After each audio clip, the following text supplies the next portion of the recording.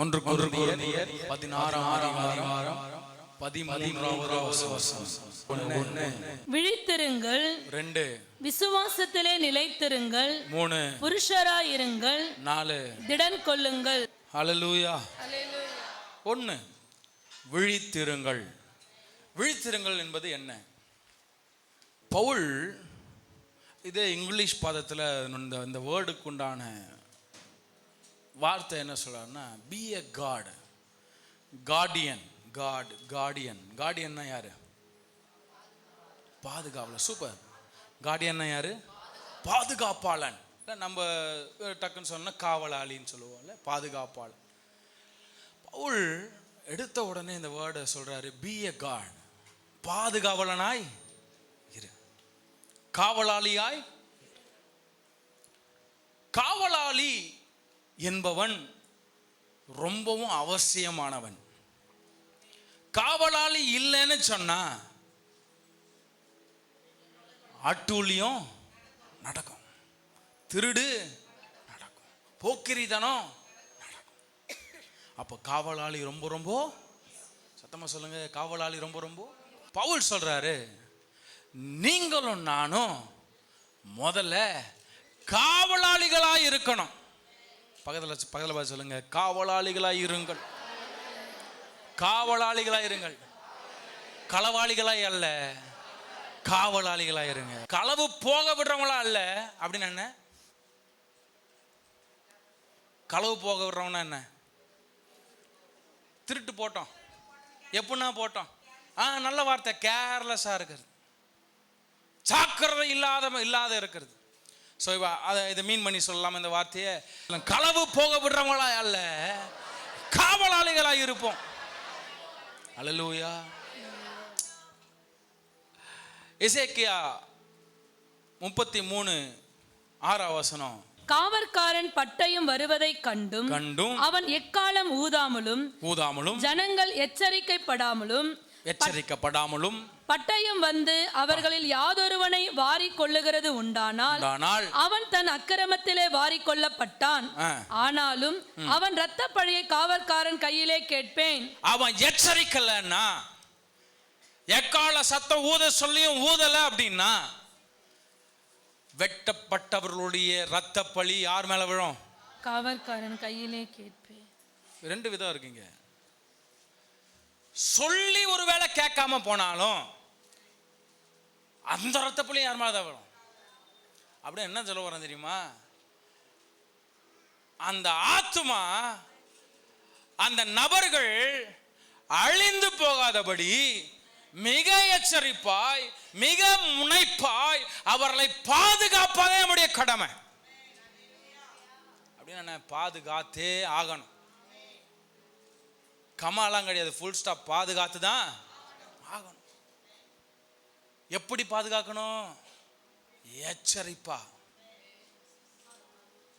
சொல்லி செயல்பட்டு அவர்கள் கொள்ளையிட்டு போகாதபடி, களவாடி போகாதபடி அவர்களை பாதுகாப்பதே நம்முடைய கடமை.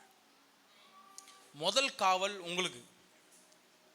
2வது காவல் உங்க கணவன், உங்க பிள்ளைங்க, பேரம்பேத்தி, அண்ணன் தம்பி, சரி சொந்தம்னு வச்சுக்கலாம்.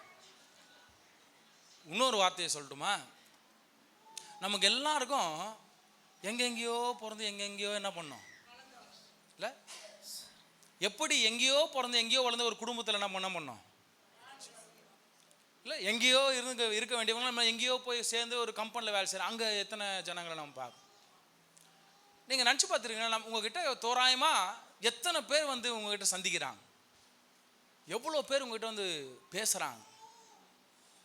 உன்னை புரிஞ்சுக்கங்க, இது எல்லாமே கடவுளுடைய சித்தமா.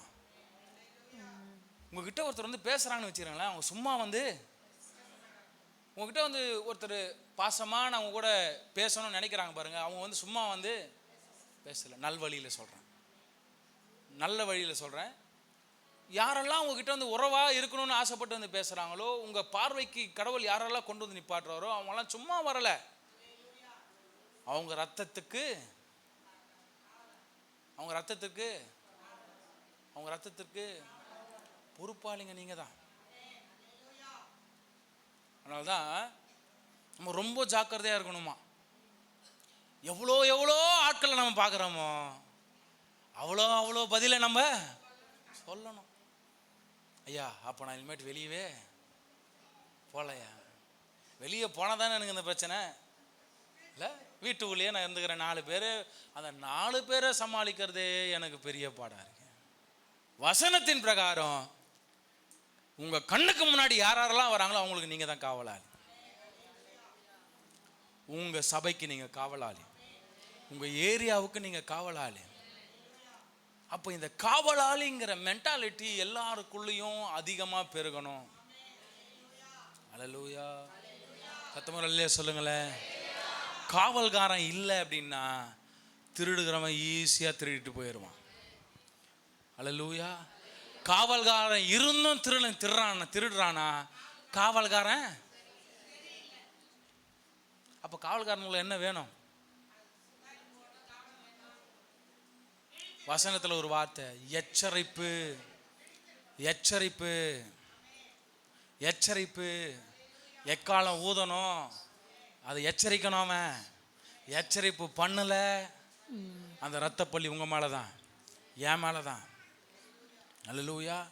உங்கள் கணவன் தப்பாக வழி தவறி போகிறாரா, மனைவி ஐயோ கணவனே இல்லை, எச்சரிக்கணும்.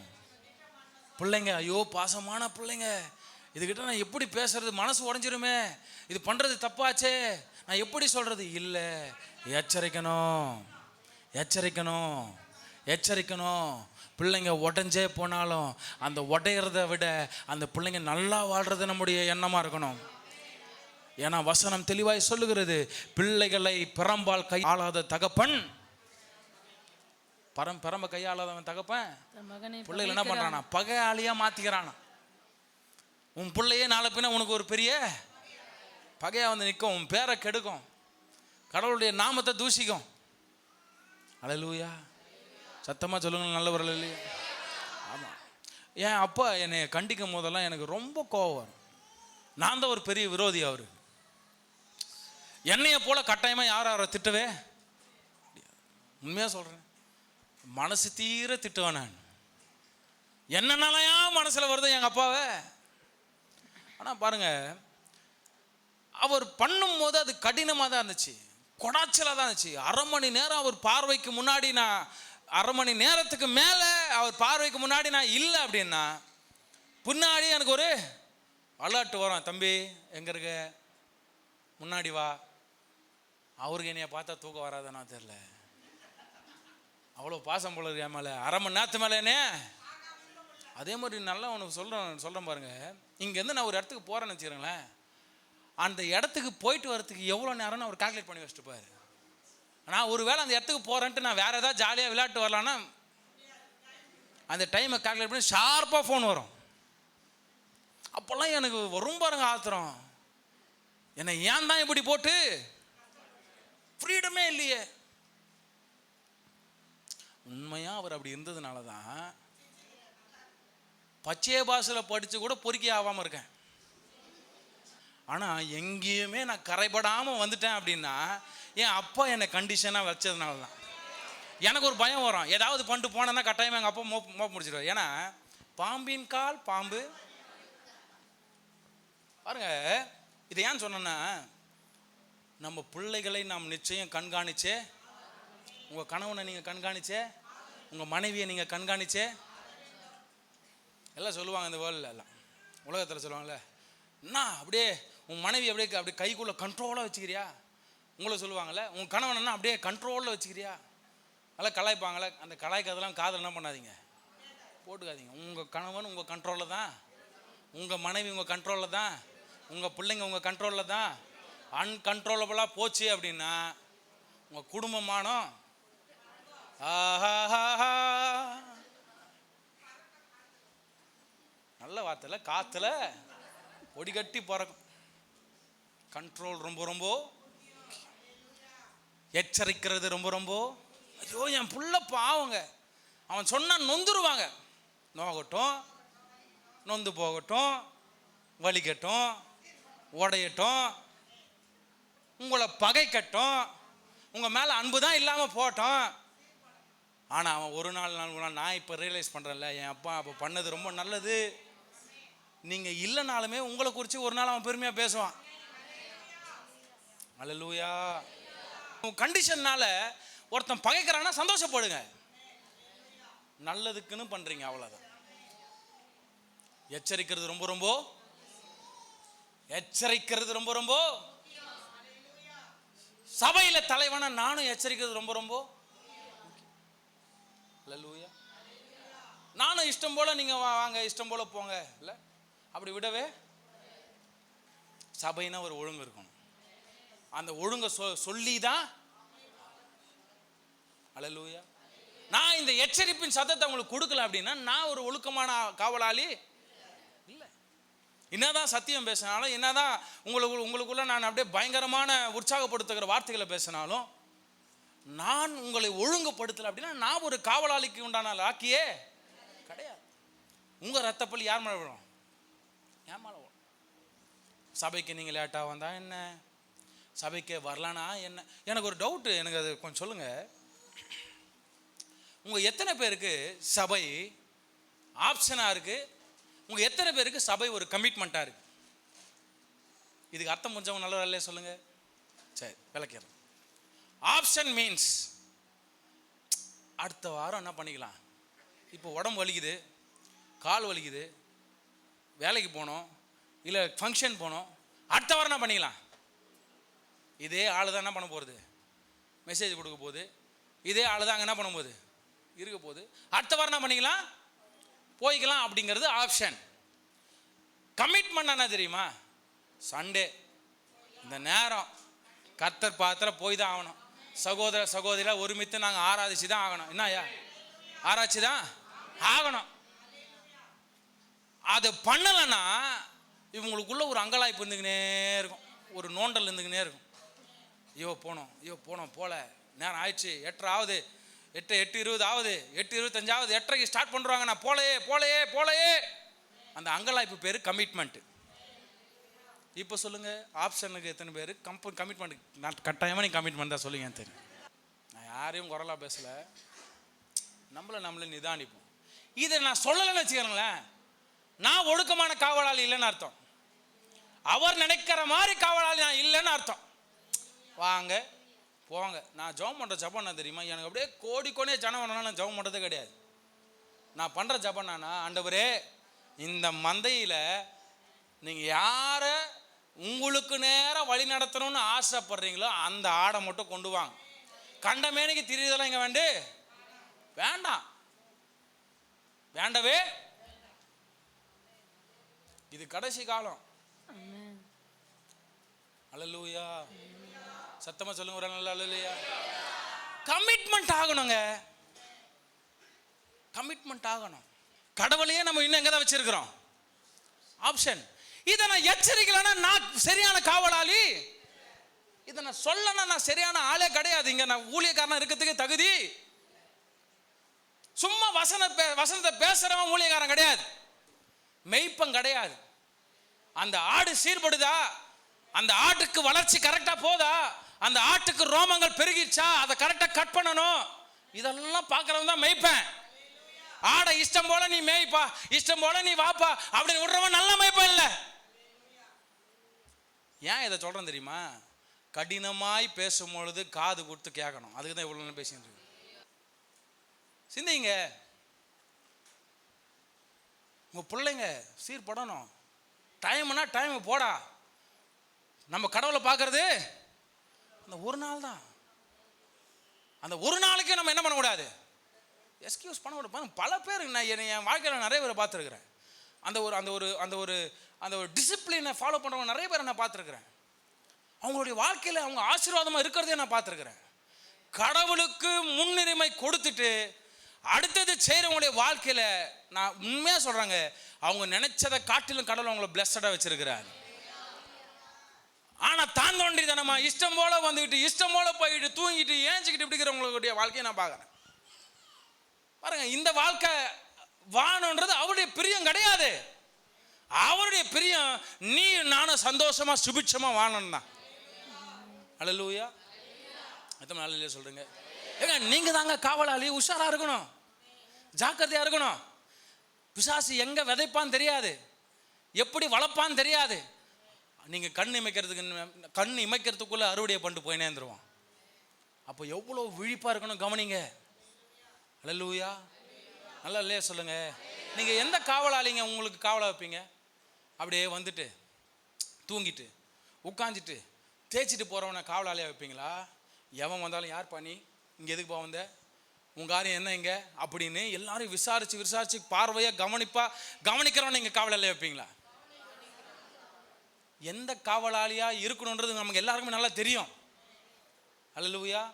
அப்படியும் நம்ம விடுறோம் அப்படின்னா நம்ம அந்த இரத்த பலிகளுக்கெல்லாம் நாம கணக்கு சொல்லணும். அந்த ஆத்மா சீர்குலைஞ்சு போகுது அப்படின்னா அந்த ஆத்மாவுக்கு நீங்க தான் உத்தரவாதம், பதில் சொல்லணும். ஜாக்கிரதையா இருங்க. என் புள்ள கேட்க மாட்டேது விடாதீங்க, என் புள்ள என்னை பகைக்குது விடாதீங்க. அது பகைச்சாலும் உதைச்சாலும் உங்களை கேட்கலனாலும் மீண்டும் அந்த புள்ளைய என்ன பண்ணுங்க, உங்க கண்ட்ரோல்ல வைங்க, ஜெபம் பண்ணுங்க. அதுக்கு பலன் இல்லையா ஆண்டவரே, அதுக்கு திராணி இல்லையா, ஜெபம் பண்ணுங்க. ஜபத்தினால எதுவுமே நடக்காதுன்றதே இல்லை. ஜபிச்சா ஜெயம் ஈஸியா. ஜபத்தால யாரையும் நீங்க என்ன பண்ணிக்கிறலாம், மீட்டு கொள்ளலாம். நல்ல இல்லையா சொல்லுங்க. ரெண்டாவது, விசுவாசத்திலே நிலைத்திருங்கள். விசுவாசத்துல நிலைத்திருங்க. எப்படி? நீ விசுவாசமா தேவ சமூகத்துல எவ்வளவு நேரம் நீ முட்டி போட்டு ஜெபம் பண்ணா, எவ்வளவு நேரம் அழுத உன் கணவனுக்காக, உன் பிள்ளைக்காக எவ்வளவு நேரம் அழுத, உன் மனைவிக்காக எவ்வளவு நேரம் அழுத? ஐயா வீட்டுக்கு போனாவே டார்ச்சரியா, வாயாடுதியா, சண்டை போடுதியா. நீ உன் மனைவிக்காக எவ்வளவு நேரம் நீ ஜெபம் பண்ண? முன்னால போராட முடியாது, நீ இறங்கி போராடினா குடும்பம் பழந்துரும். கடவுள் சமூகத்தில் உன் மனைவிக்காக எவ்வளவு நேரம் ஜெபம் பண்ண? உன் பிள்ளைங்க மதிக்க மாட்டுது, உன் பிள்ளைங்களுக்காக எவ்வளவு நேரம் நீ ஜெபம் பண்ண? விசுவாசமா கர்த்தர் மாத்துவார்னு சொல்றது பெருசு இல்ல, அதுக்கு நீ எவ்வளவு நேரம் உன் கிரியையில காண்பிச்ச? உன் பிள்ளை நல்லா படிக்கணும், என் பிள்ளை நல்லா வளரணும், எவ்வளவு நேரம் ஜெபம் பண்ண? உன் பிள்ளைக்காக எவ்வளவு நேரம் ஜெபம் பண்ண? நம்ம பண்ற ஜெபம் 10 நிமிஷம். அந்த 10 நிமிஷத்துல எங்க போகுது? எதுக்கு ஜெபம் பண்றோம்? என்ன ஜெபம் பண்றோம்? எனக்கு உண்மை புரியல. பாருங்க, நம்ம நிதானிக்கணும் தேவ சமூகத்துல. இதெல்லாம் எச்சரிக்கிறது என் கடமை. எனக்கு வயசே இல்லைனாலும் சொல்ல வேண்டிய கடமை எனக்கு, என்னுடைய கடமை. ஏன்னா நான் அதை ஃபாலோ பண்றேன். பேசுற வார்த்தை எனக்கும் தான். ஏன்னா நம்ம தியானிக்கிற இந்த வசனம் இருபுறமும் பேசுற என்னையும் விட்டும் கேட்குற உங்களையும். எத்தனை பேர் தேவ வார்த்தைக்கு இடம் கொடுக்குறீங்க? விசுவாசத்துல நிலைத்திருக்கணுங்க. ஆமா, இன்னமும் எவ்வளோ நாள் எவ்வளோ சத்தியங்கள், விதவிதமான சத்தியங்கள், இதுல அவ்வளவு கேட்கிறோம். ஆனா இன்னும் செயல்பாட்டுக்குள்ள போல.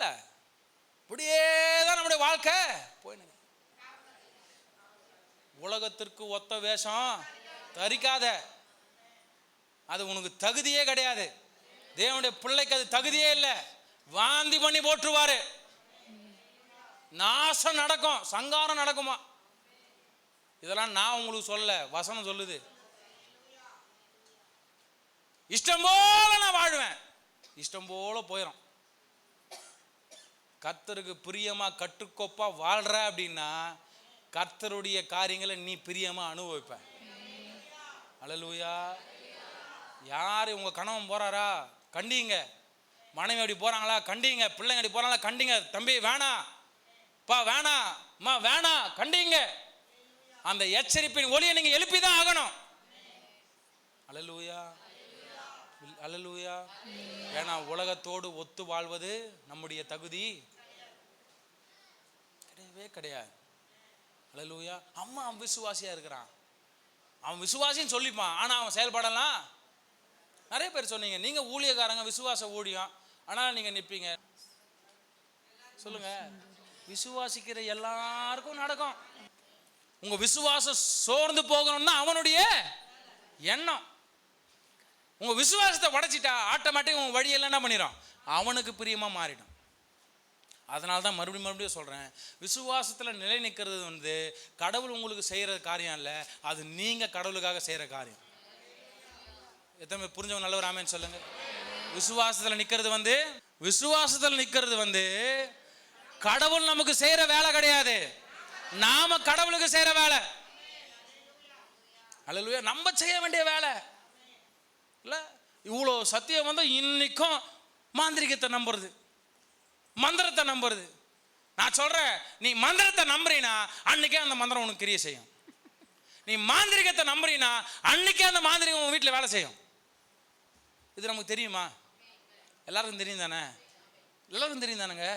இன்னும் நிறைய பேர் அதை கூட தெரிஞ்சும் தெரியாத மாதிரி இருக்கிறான்னு தெரியல. இன்னும் புலம்புறாங்க, எங்கள் வீட்டில் சூனியம் வச்சிட்டாங்களோ, மந்திரம் வச்சிட்டாங்களோ, இவங்கனால எனக்கு அந்த சூனியம் நடந்துச்சோ. ஆமாம், நடக்கும். ஏன்? நீ அறிக்கையிட்ட. அப்படி போன ஓனான அந்த ஓன இங்கே வா உன்னை வச்சுக்கிறேன் அப்படி நீ தூக்கி வச்சுக்கிட்ட. அப்போ உன்னை கொடா இது குத்துதுன்னா யாருடைய வேணா? யார் பண்ணிக்கின வேணா? நீ உனக்கே பண்ணிக்கின வேணா. அது பாருங்க. அப்போ தேவன் மேலே வச்சிருக்கிற விசுவாசம் எவ்வளோ தீவிரமாக இருக்கணும் பாருங்க. நீங்கள் எவ்வளோ தீவிரமாக அவரை விசுவாசிக்கிறீங்களோ அவ்வளவு தீவிரமாக அவர் உங்களுக்காக எல்லாத்தையும் பார்த்துக்குவார். இந்த வருஷம் வாக்குத்தத்தம் என்ன? யெகோவா ஈரே எல்லாம் பார்த்து கொள்பவர். உண்மையாக சொல்கிறாங்க, இந்த வருஷம் ஃபுல்லாக கர்த்தர் தான் எங்களை எல்லாத்துலையும் பார்த்துக்கிட்டு. அது உங்கள் வாழ்க்கையில் நடக்குதுன்னு நல்லா கையை தட்டி ஒரு நல்ல மகிமைப்படுத்தணும் பார்ப்போம். அவர் சொன்னதை செய்கிறவர், அவர் செய்வதை சொல்றவர். அவர் உண்மை. இவ்வளோ நல்ல ஒரு பாடல் பாடணும்ல, அதுக்கு தகுதியானவர்களா நாம இல்லைனாலும் அவர் நம்ம கிட்ட உண்மை உள்ளவரா இருக்கிறார். அல்லேலூயா. அவர் நல்ல தகப்பன், அவர் நல்ல தாய், தாம் பிள்ளைகளுக்காக இணங்கி வரவர். எவ்வளோதான் அவருக்கு பிரியமா இல்லாம இருந்தாலும் அவர் திரும்பவும் தேடி வந்து நல்ல இல்லையா சொல்லுங்க, சத்தமரம் இல்லையா சொல்லுங்க. மூன்றாவது, புருஷராயிருங்கள். சத்தமா சொல்லுங்க என்னது? ஐயா சத்தமா சொல்லுங்க என்னது? அம்மா சத்தமா சொல்லுங்க என்னது? புருஷனாயிருங்கள். Be a man. Be a man அப்படின்னு என்ன அர்த்தம்? யாரை பார்த்து அவன் ஒரு ஆம்பளடான்னு சொல்லுவீங்க? ஒரு ஆம்பளை சிங்கம்டான்னு யாரை பார்த்து சொல்லுவீங்க? நல்லா திடுகாத்திரமா மீசை முறுக்கிட்டு தாடி வச்சுக்கிட்டு நல்லா கட்டுக்கோப்பா இருக்கிறவன் பார்த்து சொல்லுவீங்களா நீ ஆம்பளடா நீ? அப்போ யாரை பார்த்து ஆம்பளைன்னு சொல்லுவீங்க? ஒரு 5 பாயிண்ட் சொல்லுங்க, வேலிடான பாயிண்ட். தைரியமா செய்வாங்களா? சரி. வீட்டை பார்த்துக்கிறவங்க, ஒழுக்கமா இருக்கிறவங்க, சூப்பர். இன்னும் வேற? உண்மையா இருக்கிறது, எதையும் தைரியமா ஃபேஸ் பண்றது, நல்ல பாயிண்ட். எதையும் தைரியமா ஃபேஸ் பண்றது, இதெல்லாம் என்னது? நான் ஒரே ஒரு வார்த்தையில சொல்லட்டுமா? பொறுப்பா இருக்கிறவன் தான் ஒரு நல்ல ஆம்பளை. பொறுப்பற்றவன் அவன். பொறுப்பா இருக்கிறவன் ஆம்பளை, பொறுப்பற்றவன் ஆம்பளையே இல்லைன்னு நான் சொல்லுவேன். என் தமிழ்ல கேட்டு பாருங்க, நான் அதான் சொல்லுவேன். டேய் நல்லா உடம்பு வந்துருச்சு, மீசை டக்கு முளைச்சிருச்சு, தாடி வந்துச்சுன்னு யாரும் கிடையாது, ஆம்பளை இல்லை. உன் குடும்பத்தை பொறுப்பா கவனிக்கிறீன்னா அப்பதான் நீ யாரு? அது வரைக்கும் நீ பிள்ளைகா பையன்தான். உண்மையா நான் அப்படிதான் சொல்லுவேன். என் தம்பிகிட்ட கேளுங்க, எல்லாரையும் என் தம்பிகிட்ட எல்லாரும் நீ கூப்பிட்டு கேளுங்க, நான் என்ன சொல்லுவேன்னு இதான் சொல்லி கொடுப்பேன். உன் குடும்பத்தை நீ பொறுப்பா கவனிக்கிறேன்னா அப்பதான் நீ ஆம்பளை ஆயிட்டேன்னு அர்த்தம். நீ என்னைக்கு பொறுப்பா செயல்படுறியோ அப்ப நீ ஆம்பளை. பொறுப்பற்று இஷ்டம் போல தாந்தோண்டித்தனமா இருக்கிறவன். ரெண்டாவது, பாரத்தை சுமப்பவன். ஒண்ணு பொறுப்பா இருக்கிறவன், ரெண்டாவது ஆம்பளனாவே குடும்ப பாரத்தை சுமக்கணும்.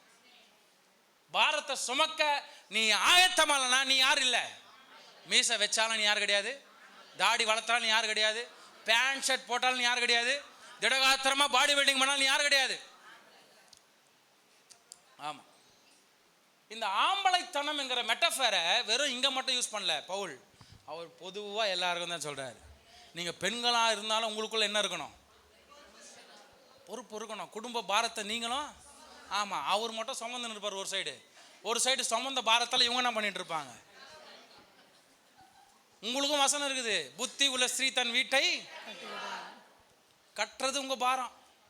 அதை நீங்க சுமக்கணும். கட்டாம நீங்களே ஓரமா நின்று லைட்டா உள்ளி வச்சு இடிச்சு நிறுந்தீங்க வச்சுக்கிறீங்களேன், இவர் பாரத்தை சுமந்து சேர்த்து கட்டின்னு இருப்பாரு. ஓரமா உட்காந்து இவங்க என்ன பண்ணிட்டு இருப்பாங்க, இடிச்சு தகர்த்துட்டு இருப்பாங்க. குடும்பம் எப்படி வளரும்? அப்ப ஆம்பளத்தனங்கிறது பொறுப்பாய் குடும்பத்தை, சபைய, உங்ககிட்ட வர ஆக்களை நீங்க கட்டணும். அல்லேலூயா, நல்ல சொல்லுங்க, சத்தமுறையிலேயே சொல்லுங்க. ஆகையினால நம்ம ஒவ்வொருக்குள்ள என்ன இருக்கணும்னு ஆசைப்படுறாரு, என்ன இருக்கணும்னு ஆசைப்படுறாரு? பொறுப்பு இருக்கும். பாரத்தை சுமக்கணும், நுகத்தை சுமக்கணும். அல்லேலூயா. அந்த ஒரு மனசு நமக்குள்ள இருக்கணும். திடமாக இருக்கிற மனசு, தைரியமா இருக்கிற மனசு. ஆம்பளனாவே தைரியம் இல்லை. எங்க அப்பா சொல்லுவார், எதுக்கத்தாலும் என்ன பண்ணிடுற, எங்க அப்பா பேசுறாருன்னு வச்சுக்கிறீங்களேன், அன்பா பேசுறாரா இல்லை எப்படி பேசுறாருன்னு நமக்கு தெரியாது. அவர் பேசினாவே என் கண்ணில் என்ன வரும், பேசினாவே அது என்னன்னே தெரியாது. அந்த பேச்சு ஒவ்வொன்றுத்துலையும் ஈட்டியை சொருவி வச்சிருப்பாரு. அது அப்படியே குத்தும் நல்லா வந்து கண்ணில் தாரதாரே என்ன பண்ணும். அப்போ பார்த்து சொல்லுவா, டேய் சும்மா அழாத. அடுத்த பாயிண்ட் அதுதான், திடன் கொள்ளுங்கள். கடைசி என்ன சொல்றாரு? திடன் கொள்ளுங்கள். திடன் கொள். பக்கத்துல பார்த்து சொல்லு, என்னது?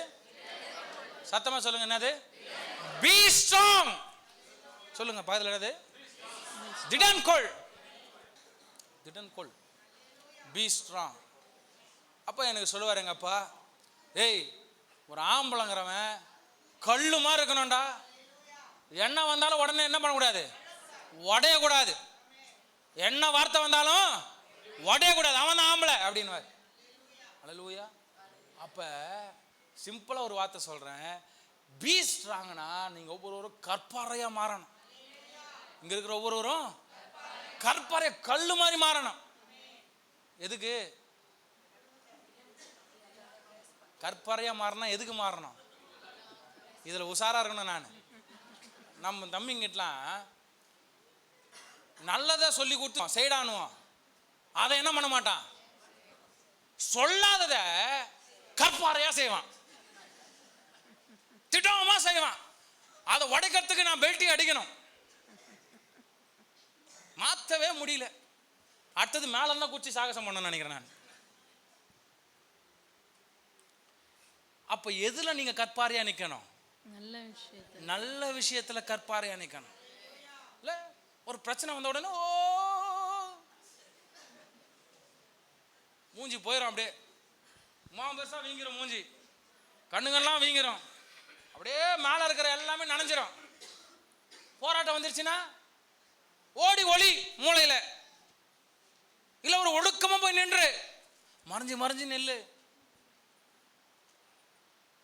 நீங்க யாரு? நீங்க யாரையா? யாரையா? நான் சொல்லட்டுமா? நீங்க சொங்கிங்க கிடையாது, நீங்க சிங்கங்கள். சொல்லுங்க, நான் சொன்னது சொல்லுங்க. இல்ல இந்த சொங்கின்ற வார்த்தை இப்படி சொங்கியா சொல்லக்கூடாது, நல்லா ஸ்ட்ராங்கா சொல்லுங்க. நீங்க சொங்கிங்க கிடையாது, நீங்க சிங்கங்கள். ஏன்னா நம்மள அழைச்ச கர்த்தர் அவர் சிங்கம், யூதராஜ சிங்கம். அவருடைய பிள்ளைகளும் யாராவது இருப்பாங்க. ஓ தனிமையின் பாதையில், என்னது தனிமையின்? போ தனிமையா, உங்க கூட கத்தர் இருக்கிறாங்கிற மாதிரி நீ போ, தனியாவே போவ கடைசி வரைக்கும். இல்ல தனிமையின் பாதையில் என்ன அனுபவம் தெரியுமா? தகப்பனேவும் தோளில் சுமந்ததை நான் மறப்பேனோ, அந்த அனுபவம் வேணும். அவர் மார்பிள சாயற அனுபவம் இருக்கணும் உனக்குள்ள, அப்ப நீ ஸ்ட்ராங் ஆயிருவ. எத்தனை பேருக்குள்ள இந்த விசுவாசம் இருக்கு? நான் தனி ஆள் இல்லை, நான் தனி ஆளே இல்லை. தனிமையா இருந்தாலும் சொல்லுங்க, நான் தனி ஆள் இல்லை. ஏன்? ஏன்? சூப்பர் சொல்லுங்க. ஏன்? யூத ராஜ சிங்கம் உங்க கூட இருக்கிறாரு. நீ தனியா இல்லை, ஆமென். தனியா இல்லை. ஆமா, அவன் இல்லை, இவன் இல்லை, இவன் ஆதரவா இல்லை, அவன் ஆதரவா இல்லை, நீ கவலைப்பட வேண்டிய அவசியமே இல்லை. உனக்கு ஆதரவா இயேசுவே இருக்கிறாரு.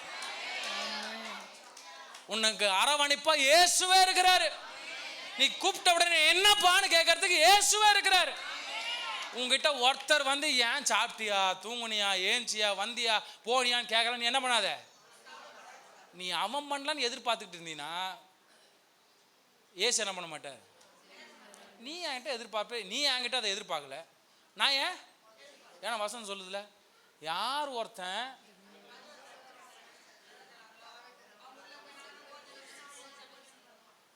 நீ திறக்காத ஒளிய அவர் என்ன பண்ண மாட்டார். நீ கூப்பிடாத ஒளிய, நீ அவரை நம்பாத ஒளிய, நீ அவரை நேசிக்காத ஒளிய அவர் அதில் கொஞ்சம் ரோஷமா இருக்கிறவர்.